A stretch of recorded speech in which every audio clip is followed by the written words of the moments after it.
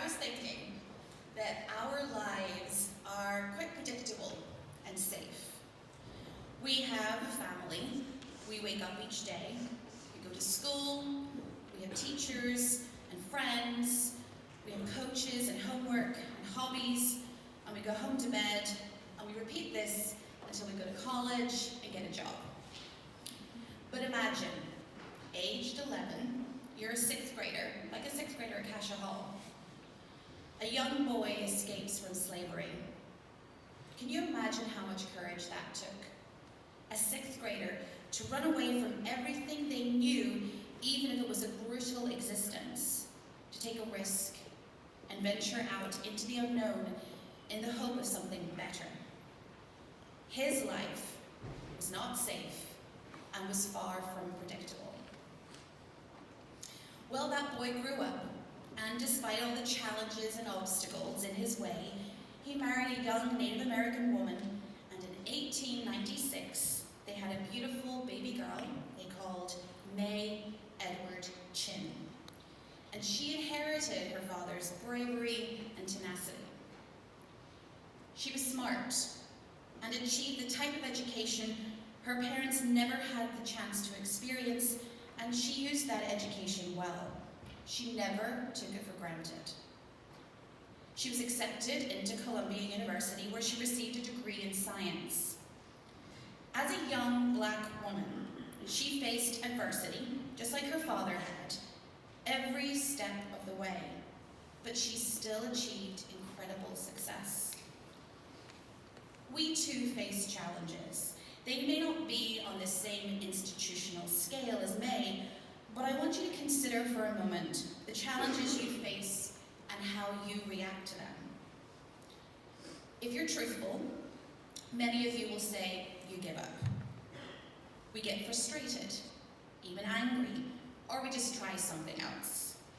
And most of the time, the only person that actually gets in our way in life is ourselves, because we have been afforded many more privileges and opportunities than others. Not just more than people in the past, like May Edward Chinn, but we have more privileges than other people in the world. Other people in the USA. Other people in Tulsa. Even the person next to you in school may have less privileges and opportunities than you, and face challenges you can't even imagine. And what makes them and us better is how we face those challenges. May Chinn not only faced them, but she rose above them and excelled in spite of them. If she found a way that was blocked, she found a way beyond that hurdle. She never accepted the limits placed upon her by the time she lived in, by her gender, or the color of her skin. She had been offered a position at Rockefeller University. They thought she was Chinese.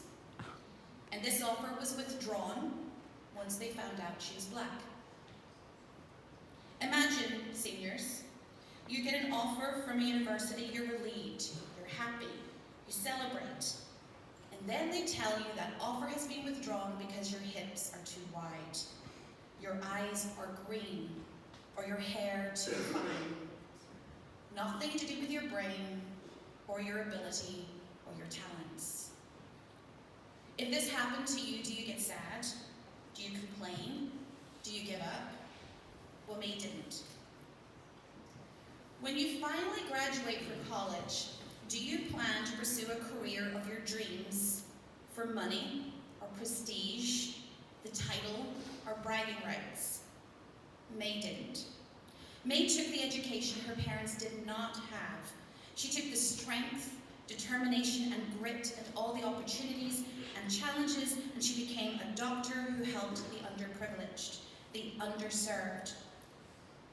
She was denied entry into a hospital even as a doctor, so she went with her patients as their family physician. And again, she turned this hurdle into a way to help her patients and learn more about biopsy techniques, while also securing a firm diagnosis for her patients. This resourcefulness typified her approach to any barriers she faced. In 1954, Dr. Chinn became a member of the New York Academy of Sciences, and in 1980, the Columbia University awarded her an honorary doctorate for her contribution to medicine. It is my hope that in sharing Dr. May Chinn's story, a woman who was a daughter of a man who escaped slavery, who in my lifetime was awarded an honorary doctorate for advancing medical science, that you take away some important things.